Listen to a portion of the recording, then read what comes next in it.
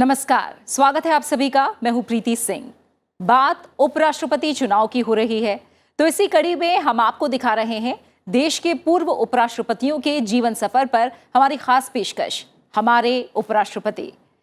देश में पहली बार 1952 में संसद के उच्च सदन का गठन हुआ। यह भी तय हुआ कि उपराष्ट्रपति इस सदन के सभापति होंगे। डॉक्टर सर्वपल्ली राधाकृष्णन उपराष्ट्रपति पद के लिए निर्वाचित होने वाले पहले व्यक्ति थे। सभापति के तौर पर उनके 10 साल के कार्यकाल के दौरान राज्यसभा में कई गौरवशाली परंपराओं की शुरुआत हुई। खास बात यह रही कि दोनों ही बार वो इस पद के लिए निर्विरोध निर्वाचित हुए।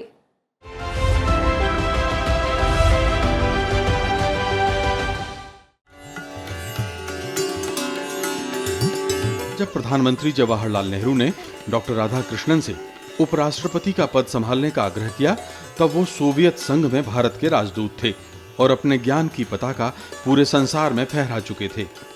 एक शिक्षा शास्त्री के तौर पर वो दुनिया भर में विख्यात थे, लेकिन लोकतंत्र की चुनौतियों से अनजान नहीं थे। इसी वजह से 13 मई 1952 को राज्यसभा की पहली बैठक में ही उन्होंने सदन की भूमिका को साफ कर दिया था।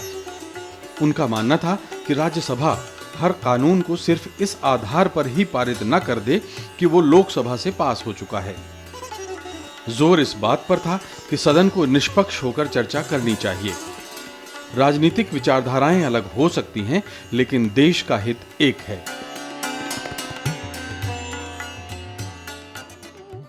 पहले ही दिन डॉक्टर राधाकृष्णन ने सदस्यों को शपथ की पूरी विधि समझाई और बड़प्पन देखिए कि उन्होंने प्रार्थना की कि अगर किसी सदस्य के नाम का गलत उच्चारण हो जाए तो कृपया बुरा न माने।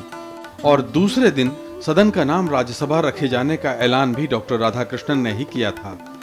6 दिसंबर 1961 का दिन इस मायने में ऐतिहासिक है कि आज के भारत में सक्रिय अखिल भारतीय अधिकारी तंत्र को बनाने का संकल्प उस दिन डॉक्टर राधाकृष्णन की मौजूदगी में ही पारित हुआ था और भारतीय इंजीनियर सेवा, वन सेवा, कृषि सेवा और चिकित्सा स्वास्थ्य सेवा अस्तित्व में आई थी। उनकी सेवाओं का मूल्यांकन करते हुए 1954 में उन्हें भारत रत्न से सम्मानित किया गया। 10 बरस उपराष्ट्रपति रहने के बाद वो भारत के राष्ट्रपति चुने गए। May I say in all humility that I shall endeavor to do my best. 17 अप्रैल 1975 को बीमारी से उनका निधन हो गया। हर साल 5 सितंबर को उनका जन्मदिन सारा देश शिक्षक दिवस के रूप में मनाता है। एक शिक्षा शास्त्री को इससे बड़ी श्रद्धांजलि और क्या हो सकती है। भारत के दूसरे उपराष्ट्रपति डॉक्टर जाकिर हुसैन कई मायनों में डॉक्टर सर्वपल्ली राधाकृष्णन के जैसे थे। दोनों ही प्रख्यात शिक्षा शास्त्री थे। दोनों ही उपराष्ट्रपति के बाद राष्ट्रपति चुने गए और दोनों को ही भारत रत्न का सम्मान मिला। राज्यसभा सभापति के तौर पर डॉक्टर जाकिर हुसैन के जमाने में ही सदन की बैठक के दौरान पहला घंटा प्रश्नकाल के तौर पर शुरू किया गया था।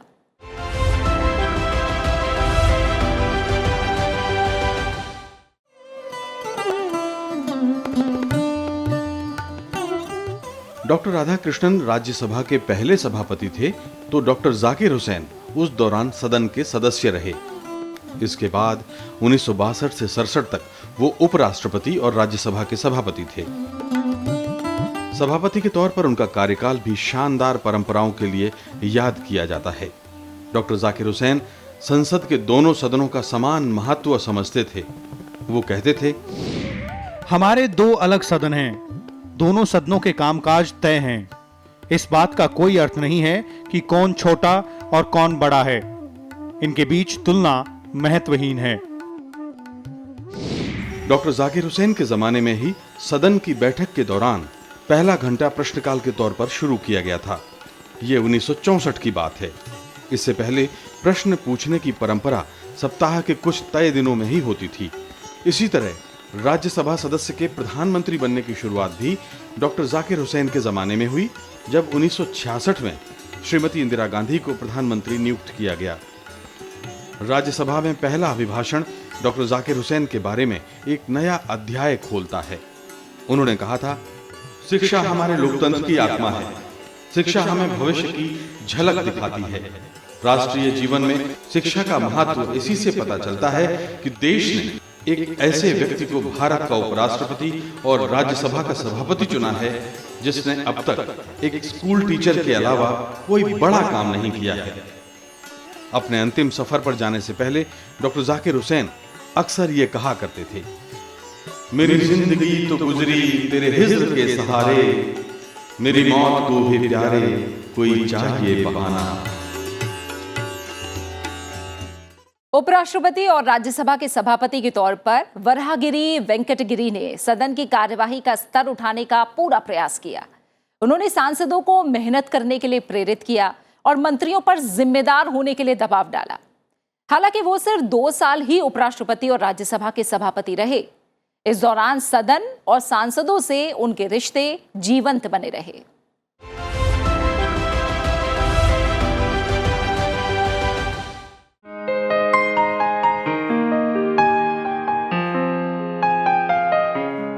डॉक्टर जाकिर हुसैन जब देश के राष्ट्रपति बने तब वराहगिरी वेंकटगिरी को उपराष्ट्रपति चुना गया।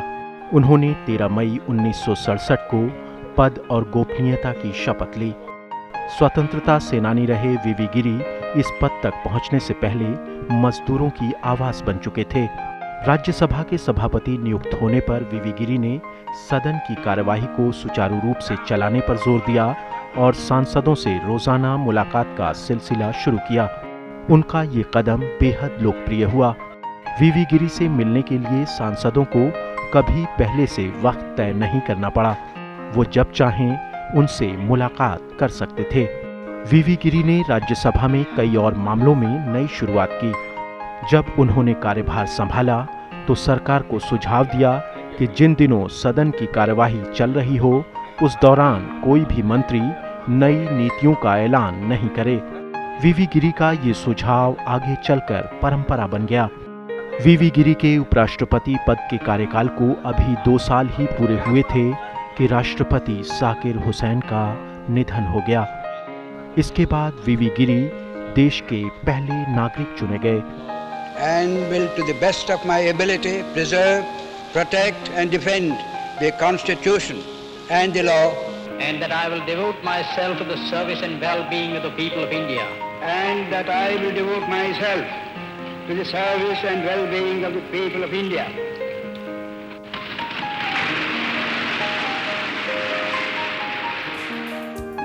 राष्ट्र की सेवा में अहम योगदान के लिए वीवी गिरी को 1975 में भारत रत्न सम्मान दिया गया।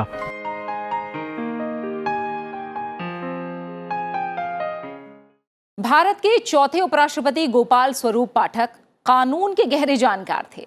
अपने मूल्यों और आदर्शों को लेकर उन्होंने कभी समझौता नहीं किया। देश के पहले प्रधानमंत्री पंडित जवाहरलाल नेहरू उनके इन गुणों का काफी सम्मान करते थे। उनके ही आग्रह पर गोपाल स्वरूप पाठक राजनीति में आए थे।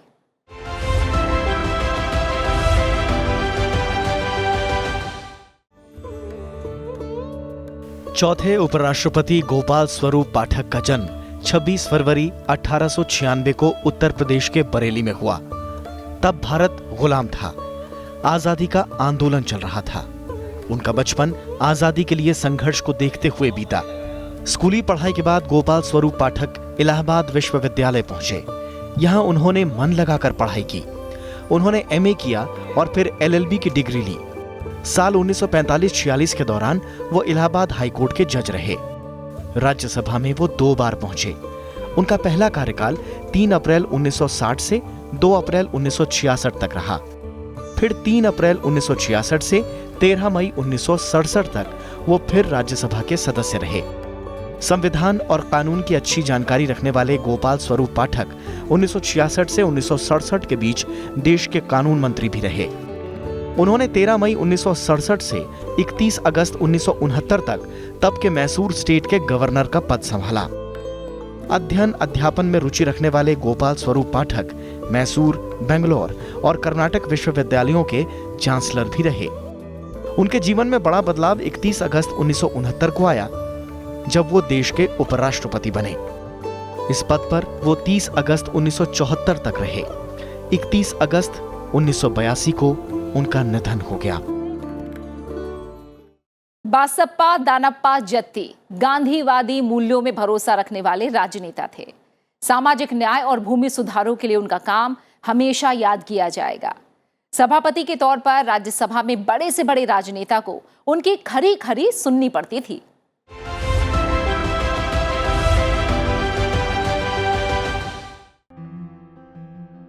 बासप्पा दानप्पा जत्ती का जन्म 10 सितंबर 1912 को बीजापुर के सवालगी गांव में हुआ था। स्कूली पढ़ाई के बाद बासप्पा ने सिद्धेश्वरी हाई स्कूल से मैट्रिक और कोल्हापुर के राजाराम कॉलेज से कानून की पढ़ाई की। वकालत करते हुए बीडी जत्ती ने देश की आजादी के साथ ही राजनीति में कदम रखा। जामखंडी रियासत के मुख्यमंत्री चुने गए। मुंबई में मोरारजी देसाई के मंत्रिमंडल में मंत्री रहे और बाद में मैसूर राज्य के मुख्यमंत्री का पद संभाला। इसके बाद वो पुदुचेरी के उपराज्यपाल और ओडिशा के राज्यपाल भी रहे। भारत की राजनीति के सबसे संवेदनशील दौर में वो उपराष्ट्रपति और राज्यसभा के सभापति बने। 31 अगस्त 1974 से 30 अगस्त 1979 तक वो इस पद पर रहे। देश के इतिहास में पहली गैर कांग्रेसी सरकार इसी दरमियान बनी। पद संभालते ही उन्होंने सदन में अपनी प्राथमिकता साफ साफ बता दी थी। संसद के निर्देशन में हमें अपने संवैधानिक दायित्वों को पूरा करना है और देश के हर नागरिक को राजनीतिक, आर्थिक और सामाजिक न्याय दिलाना है। बासप्पा दानप्पा जत्ती एक सांसद से व्यक्तिगत संपर्क रखते थे, लेकिन ये संपर्क कभी संचालन में निष्पक्षता के आड़े नहीं आए। 11 फरवरी 1977 को राष्ट्रपति फखरुद्दीन अली अहमद का अचानक निधन हो गया, तो बीडी जत्ती ने करीब 5 महीने तक कार्यवाहक राष्ट्रपति के तौर पर काम किया। कार्यकाल पूरा होने के बाद बीडी जत्ती अपने शहर बेंगलुरु चले गए। 7 जून 2002 को बासप्पा दानप्पा जत्ती ने हमेशा के लिए विदाई ले ली। जस्टिस मोहम्मद हिदायतुल्ला पहले ऐसे उपराष्ट्रपति हैं जो न्यायपालिका से राजनीति में आए। सुप्रीम कोर्ट के मुख्य न्यायाधीश रहने के बाद वो देश के उपराष्ट्रपति बने। दिलचस्प ये है कि उन्हें 2 बार अलग अलग मौकों पर भारत के कार्यवाहक राष्ट्रपति की जिम्मेदारी भी उठानी पड़ी।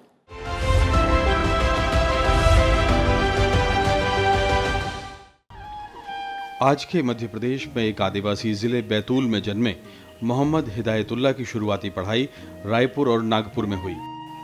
इंग्लैंड से कानून पढ़कर लौटे और नागपुर में वकालत शुरू की। नागपुर में उन्होंने कुछ समय कानून के छात्रों को भी पढ़ाया। उनके छात्रों में पीवी नरसिम्हा राव भी थे, जो बाद में प्रधानमंत्री बने। नागपुर में जज बने और कुछ दिन बाद वो मध्य प्रदेश हाईकोर्ट के मुख्य न्यायाधीश थे। दिसंबर 1958 में जस्टिस हिदायतुल्ला सुप्रीम कोर्ट में न्यायाधीश बनाए गए। 25 फरवरी 1968 को वो भारत के मुख्य न्यायाधीश नियुक्त हुए। 1969 में वो 35 दिन कार्यवाहक राष्ट्रपति रहे। इसके लिए उन्हें मुख्य न्यायाधीश का पद छोड़ना पड़ा। Justice JC. शाह कार्यवाहक मुख्य न्यायाधीश बने और उन्होंने मोहम्मद हिदायतुल्ला को कार्यवाहक राष्ट्रपति पद की शपथ दिलाई। सुप्रीम कोर्ट से रिटायर होने के बाद जस्टिस हिदायतुल्ला मुंबई चले गए।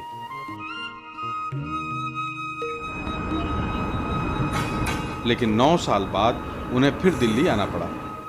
वो देश के उपराष्ट्रपति चुने गए थे। इस पद पर रहते हुए उन्हें एक बार फिर कार्यवाहक राष्ट्रपति के तौर पर काम करना पड़ा। 30 अगस्त 1984 को वो राज्यसभा के सभापति और उपराष्ट्रपति पद के भार से मुक्त हुए। कानून पर अनेक किताबों के लेखक मोहम्मद हिदायतुल्ला की लोकप्रियता का अंदाजा इस बात से लगाया जा सकता है कि जब वो सेवानिवृत्त होकर मुंबई जाने के लिए नई दिल्ली रेलवे स्टेशन पहुंचे तो विदाई देने वालों में प्रधानमंत्री इंदिरा गांधी, उपराष्ट्रपति आर वेंकट रमन और गृहमंत्री पीवी नरसिम्हा राव समेत अनेक विपक्षी नेता शामिल थे। 18 सितंबर 1992 को दिल का दौरा पड़ने से मुंबई में उनका निधन हो गया। देश के 7वें उपराष्ट्रपति रामास्वामी वेंकटरमण वित्त मंत्री, रक्षा मंत्री और योजना आयोग के उपाध्यक्ष जैसे कई अहम पदों पर रहे। देश के उपराष्ट्रपति पद पर रहे आर वेंकटरमण ने संविधान निर्माण और अंग्रेजों के खिलाफ भारत छोड़ो आंदोलन में भी सक्रिय भूमिका निभाई। उन्हें राष्ट्र सेवा, ज्ञान और बुद्धिमत्ता के लिए हमेशा याद किया जाता है। बाद में वो देश के 8वें राष्ट्रपति भी बने।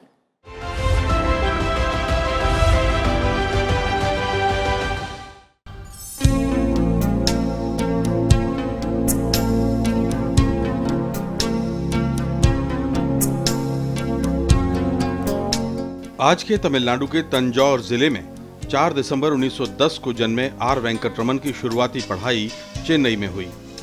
अर्थशास्त्र में एमए करने के बाद उन्होंने कानून में डिग्री हासिल की। पहले मद्रास हाई कोर्ट और फिर सुप्रीम कोर्ट में अपनी वकालत से देश भर का ध्यान खींचा। तब तक आजादी के लिए गांधी जी का आंदोलन जोर पकड़ चुका था। वेंकटरमन इससे अलग कैसे रह सकते थे? आजादी के बाद 1950 में वो संसद के लिए मनोनीत हुए। 52 में पहली लोकसभा के लिए भी वो चुने गए। 1957 से 1967 के बीच वो तमिलनाडु विधानसभा के लिए निर्वाचित हुए और अनेक विभागों के मंत्री रहे। 1967 से 71 तक योजना आयोग के सदस्य के तौर पर उन्होंने काम किया। 1980 में इंदिरा गांधी के मंत्रिमंडल में उन्होंने पहले वित्त मंत्री और फिर रक्षा मंत्री पद की जिम्मेदारी संभाली। भारतीय राजनीति का ये दौर घटनाओं से भरपूर था। ऐसे माहौल में 1984 में वो उपराष्ट्रपति बने। इस पद पर उन्होंने 1987 तक काम किया। फिर इसी साल आर वेंकटरमन देश के नए राष्ट्रपति के रूप में सामने थे। राजनीतिक उथल-पुथल लगातार हो रही थी। आजादी के बाद पहली बार 5 साल में 4 प्रधानमंत्री बदले। अस्थिरता के इस दौर में वेंकटरमन ने पूरी गरिमा के साथ अपने को साबित किया। डॉक्टर आर वेंकटरमन ने अनेक किताबें लिखी। कई विश्वविद्यालयों ने उन्हें सम्मानित किया और विदेशों में अपनी प्रतिभा और ज्ञान के बल पर उन्होंने भारत का नाम रोशन किया। 27 जनवरी 2009 को डॉक्टर आर वेंकटरमन लंबी बीमारी के बाद हमारे बीच से चले गए। डॉक्टर शंकर दयाल शर्मा अपनी विद्वता, राजनीतिक समझबूझ, समर्पण और देश प्रेम के बल पर पहले देश के उपराष्ट्रपति बने, फिर राष्ट्रपति बने। एक शिक्षा शास्त्री और कानून के जानकार के तौर पर डॉक्टर शंकर दयाल शर्मा की पूरी दुनिया में धाक थी।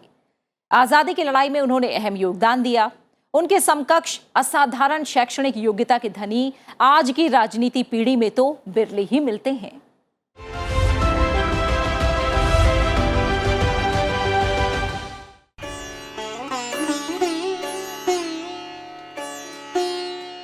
शिक्षा शास्त्री और कानून के गहरे जानकार डॉक्टर शंकर दयाल शर्मा भारत में संसदीय चुनावों का सिलसिला शुरू होने के साथ ही राजनीति में सक्रिय हो गए थे।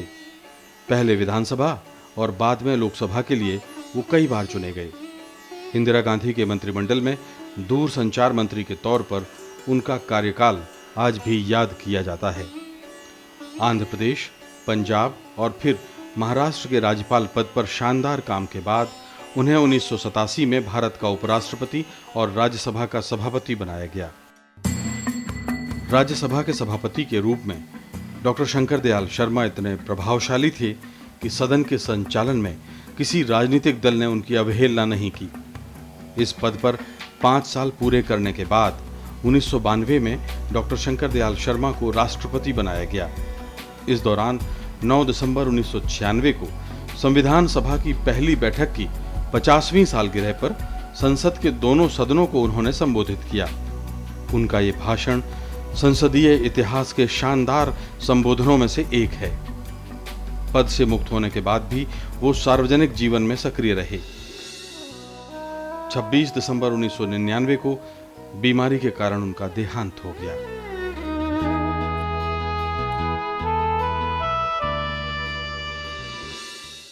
केरल के एक बेहद गरीब परिवार में जन्म लेकर उपराष्ट्रपति और फिर राष्ट्रपति के शिखर पद पर पहुंचे के.आर. नारायणन का सफर बहुत आसान नहीं था। वो एक जाने माने शिक्षा शास्त्री थे, लेकिन एक पत्रकार, ब्यूरोक्रेट और राजनेता के तौर पर जहां भी रहे उन्होंने अपनी अलग छाप छोड़ी। जब उन्हें उपराष्ट्रपति के तौर पर काम करने का मौका मिला तो सारे देश ने के.आर. नारायणन पर गर्व किया।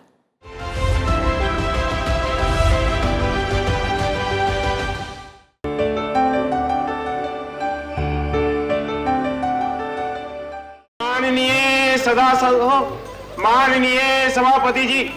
1992 में जब कोचेरिल रमन नारायणन सभापति के तौर पर राज्यसभा में आए तो उनका जबरदस्त स्वागत हुआ।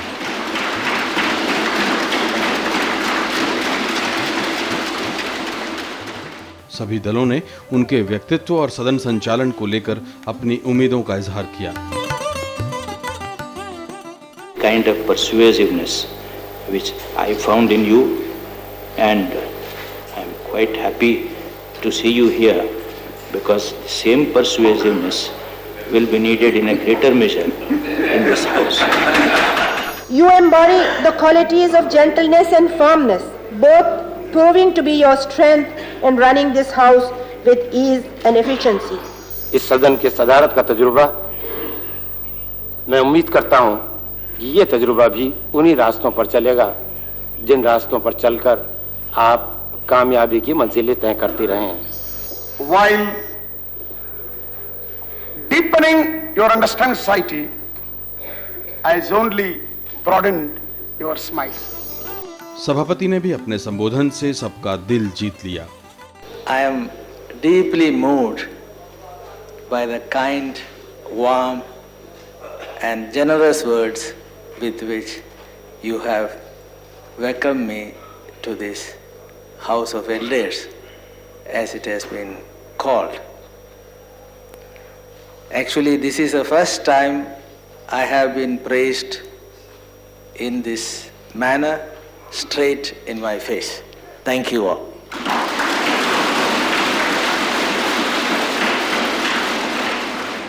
आमतौर पर सभापति के रूप में जब भी उन्होंने व्यवस्थाएं दी, वो सदन संचालन में महत्वपूर्ण साबित हुईं। अगस्त 1993 में एक सदस्य के प्रश्न का हिस्सा संपादित कर दिया गया। सदस्य ने सभापति से संरक्षण मांगा। तब उन्होंने व्यवस्था दी कि प्रश्न का हिस्सा नहीं काटा जाना चाहिए था। इसी तरह उन्होंने प्रश्न पूछने वाले सांसद की गैरहाजिरी में दूसरे सदस्यों को पूरक प्रश्न देने की इजाजत भी दी थी, लेकिन ये भी कहा था कि कभी कभार ही ऐसा हो सकता है। उपराष्ट्रपति पद पर कार्यकाल पूरा करने के बाद के.आर. नारायणन जुलाई 1997 में देश के नए राष्ट्रपति चुने गए।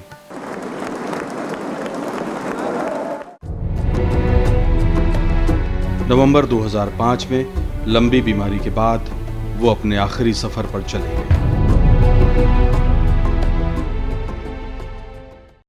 साल 1997 से 2002 तक देश के 10वें उपराष्ट्रपति रहे कृष्णकांत की पृष्ठभूमि विज्ञान के क्षेत्र से जुड़ी रही। हालांकि उन्होंने जीवन का ज्यादातर समय राजनीतिक और सामाजिक गतिविधियों में गुजारा। उपराष्ट्रपति बनने से पहले वो आंध्र प्रदेश के राज्यपाल भी रहे। उपराष्ट्रपति और राज्यसभा के सभापति के तौर पर अपना कार्यकाल पूरा करने से कुछ ही दिन पहले उनका निधन हो गया था।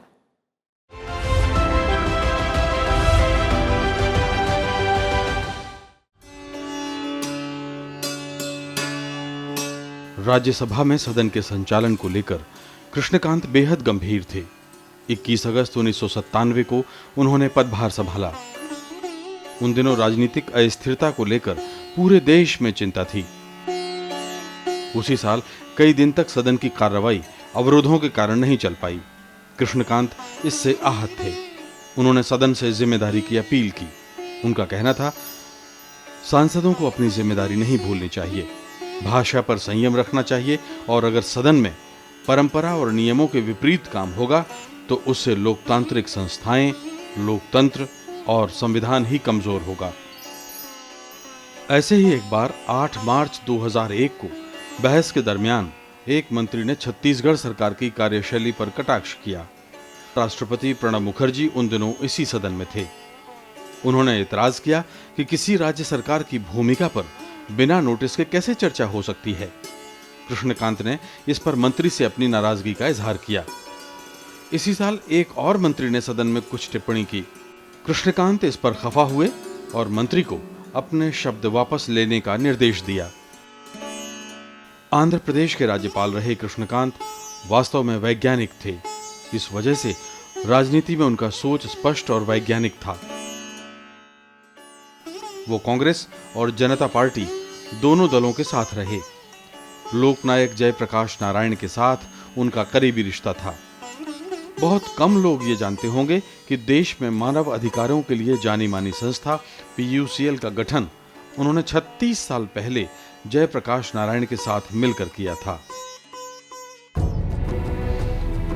उपराष्ट्रपति पद पर उनका कार्यकाल चल ही रहा था कि दिल का दौरा पड़ने से 27 जुलाई 2002 को उनका देहावसान हो गया।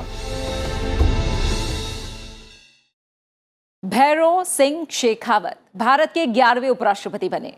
राजस्थान की राजनीति में उनका जबरदस्त प्रभाव था और वो राजस्थान के राजनीतिक क्षितिज पर काफी लंबे समय तक छाए रहे। लंबे राजनीतिक सफर में भैरव सिंह शेखावत 3 बार राजस्थान के मुख्यमंत्री और 3 बार नेता प्रतिपक्ष रहे। उपराष्ट्रपति और राज्यसभा के सभापति के तौर पर भी उन्होंने उल्लेखनीय काम किया।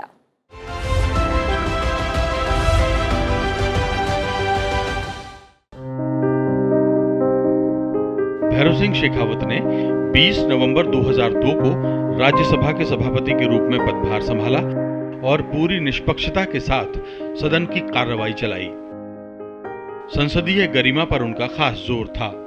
इसी नाते जब बहुचर्चित ऑपरेशन चक्रव्यूह और ऑपरेशन दुर्योधन से संसद की गरिमा पर चोट पहुंची तो सबसे पहले शेखावत ने ही इस पर तीखी टिप्पणी और कार्रवाई की।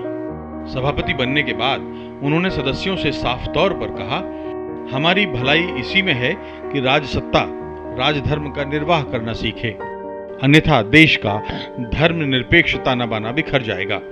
हमें देश की अखंडता और उसके धर्मनिरपेक्ष ढांचे को न केवल बरकरार रखना है बल्कि उसे मजबूती देनी है।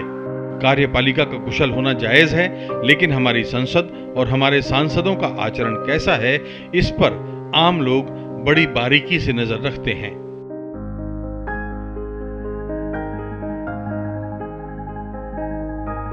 राजस्थान के सीकर जिले के खाचरियावास गांव में 23 अक्टूबर 1923 को शेखावत का जन्म साधारण किसान परिवार में हुआ। गांव में प्राइमरी के बाद हाई स्कूल की पढ़ाई शिक्षा के लिए वो 30 किलोमीटर दूर जोबनेर गए। ये दूरी वो रोज पैदल तय करते थे। बाद में उन्होंने जयपुर के महाराजा कॉलेज में दाखिला लिया, लेकिन पिता के निधन के बाद पढ़ाई छोड़नी पड़ी। उन पर परिवार के 8 लोगों का बोझ आ गया। फिर उन्होंने पुलिस की नौकरी की और रामगढ़ शेखावाटी में थानेदार बन गए, लेकिन पुलिस की नौकरी उन्हें रास नहीं आई और उसे छोड़कर खेती करने लगे। आजादी के बाद 1952 के पहले चुनाव में उनके साथियों ने उनसे राजनीति में उतरने को प्रेरित किया, तो वो जनसंघ के सदस्य के रूप में मैदान में उतरे। 5 दशक तक वो धौलपुर से लेकर गंगानगर तक कई इलाकों से चुनाव के मैदान में किस्मत आजमाते रहे। शेखावत 1952 से 1972 तक और 1977 से 2002 तक 10 बार विधायक रहे। 1974 से 1977 के दौरान वो राज्यसभा के सदस्य भी रहे। भैरव सिंह शेखावत 3 बार राजस्थान के मुख्यमंत्री रहे। बीजेपी संगठन में भी वो राष्ट्रीय उपाध्यक्ष, राजस्थान प्रदेश अध्यक्ष से लेकर किसान मोर्चे के संयोजक समेत तमाम बड़े ओहदों पर रहे। वो राष्ट्रीय कृषि नीति पर सुझाव देने के लिए बनी समिति के मुखिया रहे और किसानों के सवालों पर हमेशा मुखर रहे। विश्व व्यापार संगठन के मसले पर तो अपनी सरकार को भी उन्होंने कटघरे में खड़ा करने से परहेज नहीं किया। वो राजस्थान के पहले नेता थे जो उपराष्ट्रपति जैसे बड़े पद पर पहुंचे थे। राज्यसभा में उन्होंने प्रश्नकाल को और प्रभावी बनाने का प्रयास किया। वो चाहते थे कि राज्यसभा अपनी कार्रवाइयों से न केवल लोकसभा बल्कि विधानसभाओं के लिए आदर्श प्रस्तुत करे। एक बार उन्होंने देखा कि सदन में बहुत कम सांसद हैं, तो बहस रोककर उन्होंने अपनी नाराजगी जताई। उन्होंने कहा कि किसानों को लगना चाहिए कि संसद उनके प्रति चिंतित है। वो कहते थे कि हर सदस्य ये समझ ले कि सदन में अगर कोरम के लिए घंटी बजती है तो ये सदन का अपमान है। शेखावत ने 2007 में राष्ट्रपति पद पर भी चुनाव लड़ा था, लेकिन प्रतिभा पाटिल के हाथों उनको पराजय मिली। उनका निधन 15 मई 2010 को हुआ।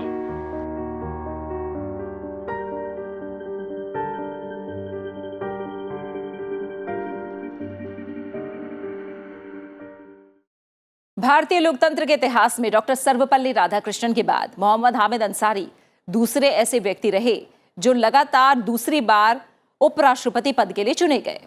उन्होंने लगातार 10 साल तक राज्यसभा के सभापति की जिम्मेदारी भी निभाई। उनके ही कार्यकाल के दौरान राज्यसभा में प्रश्नकाल के समय को सुबह 11 बजे की बजाय दोपहर 12 बजे से करने का फैसला लिया गया।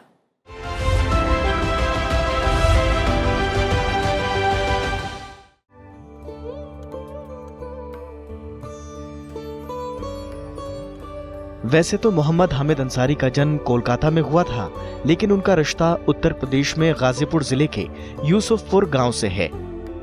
इसी घर में उनका बचपन बीता।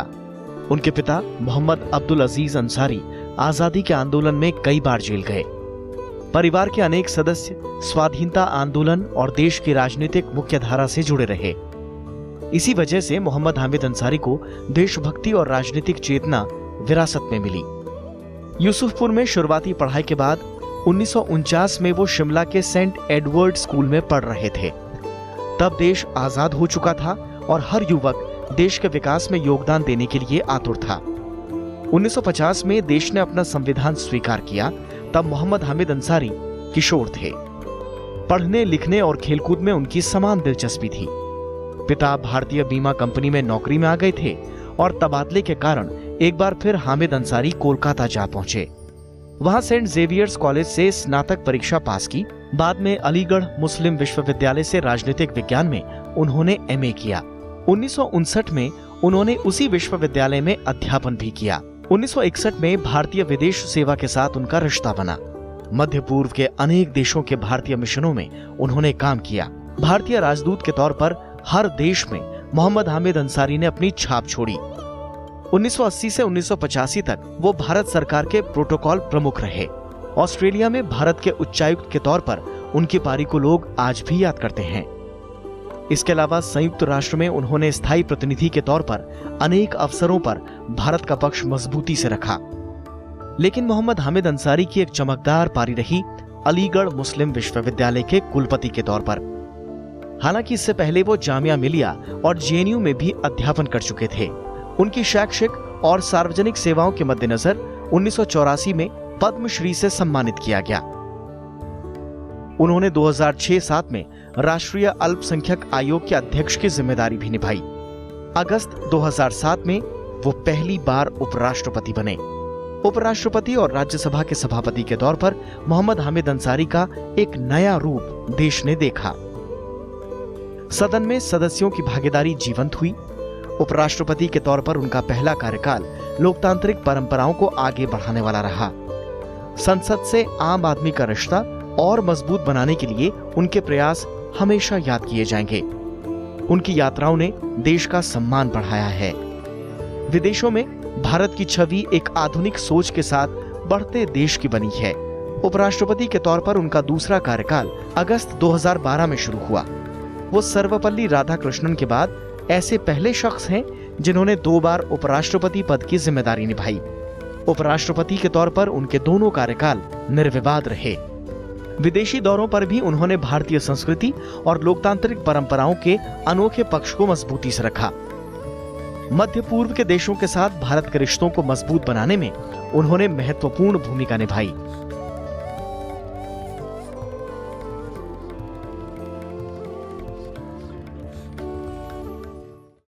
आंध्र प्रदेश के एक साधारण किसान परिवार में जन्मे एम वेंकैया नायडू ने उपराष्ट्रपति बनने से पहले केंद्र सरकार में विभिन्न मंत्रालयों की जिम्मेदारी संभाली। वो आजाद भारत में जन्म लेने वाले पहले उपराष्ट्रपति और राज्यसभा के सभापति बने। सभापति के तौर पर उनके कार्यकाल के दौरान ही 2019 में राज्यसभा का ऐतिहासिक 250वां सत्र हुआ। वो हमेशा मातृभाषा के इस्तेमाल पर जोर देते थे। यही वजह थी कि उनके ही कार्यकाल में संविधान की 8वीं अनुसूची में शामिल सभी 22 भाषाओं में सांसदों को बोलने की व्यवस्था की गई।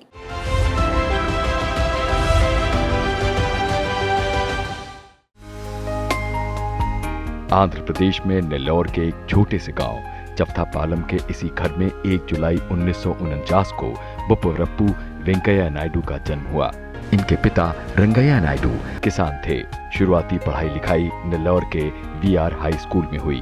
वीआर कॉलेज से इन्होंने राजनीति शास्त्र में स्नातक किया और यहीं से इनका राजनीतिक सफर भी शुरू हुआ। 1971 में ये पहली बार वीआर कॉलेज छात्र संघ के अध्यक्ष निर्वाचित हुए। फिर ये विशाखापट्टनम आ गए, जहां आंध्र विश्वविद्यालय के लॉ कॉलेज से इन्होंने कानून की डिग्री ली। 70 के दशक में जय आंध्र आंदोलन के दौरान ये पहली बार सुर्खियों में आए। इसी दौरान ये अखिल भारतीय विद्यार्थी परिषद से जुड़े और 1973-74 में आंध्र विश्वविद्यालय छात्र संघ के अध्यक्ष चुने गए। इस बीच जब देश में आपातकाल लगाया गया तो एम वेंकैया नायडू इसके खिलाफ संघर्ष में सड़कों पर उतर आए। 1977 से 1980 के बीच इन्होंने आंध्र प्रदेश में जनता पार्टी युवा मोर्चा के अध्यक्ष की जिम्मेदारी संभाली। इस बीच 1978 में आंध्र प्रदेश विधानसभा का चुनाव हुआ और ये जनता पार्टी के टिकट पर उदयगिरी से विधायक चुने गए। दूसरी बार इसी सीट से इन्होंने बीजेपी के टिकट पर चुनाव लड़ा और फिर जीते। इस दौरान ये आंध्र प्रदेश में बीजेपी विधायक दल के नेता भी रहे। इन्होंने बीजेपी की आंध्र प्रदेश इकाई के महासचिव और अध्यक्ष की जिम्मेदारी भी संभाली। 1993 से सन 2000 तक ये बीजेपी के राष्ट्रीय महासचिव रहे और सन 2002 से 2004 के दौरान 2 बार बीजेपी के राष्ट्रीय अध्यक्ष भी रहे। 1998, सन 2004 और सन 2010 में ये कर्नाटक से और सन 2016 में राजस्थान से राज्यसभा के लिए चुने गए। वाजपेयी सरकार में सन 2000 से 2002 के बीच ये ग्रामीण विकास मंत्री रहे। इस दौरान इन्होंने प्रधानमंत्री ग्राम सड़क योजना शुरू की और ग्रामीण क्षेत्र के विकास में सुधारों को तेजी से लागू किया। सन 2014 में प्रधानमंत्री नरेंद्र मोदी के नेतृत्व में जब केंद्र में एनडीए सरकार बनी तो इन्होंने शहरी विकास, संसदीय कार्य, सूचना और प्रसारण के अलावा आवास और शहरी गरीबी उन्मूलन मंत्रालय की जिम्मेदारी भी संभाली। 2017 में ये उपराष्ट्रपति पद के मजबूत दावेदार के रूप में उभरकर सामने आए। उपराष्ट्रपति पद पर निर्वाचन के बाद एम वेंकैया नायडू ने 11 अगस्त 2017 को देश के 13वें उपराष्ट्रपति के रूप में शपथ ली।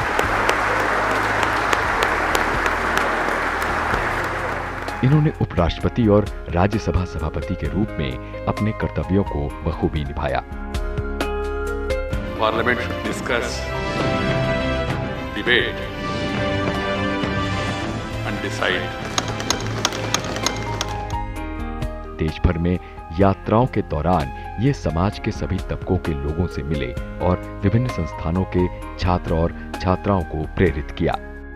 साथ ही समय समय पर विदेश यात्राओं के दौरान इन्होंने दुनिया भर में भारत के संपर्क का विस्तार करने के साथ ही वैश्विक पटल पर भारत की छवि का प्रसार भी किया।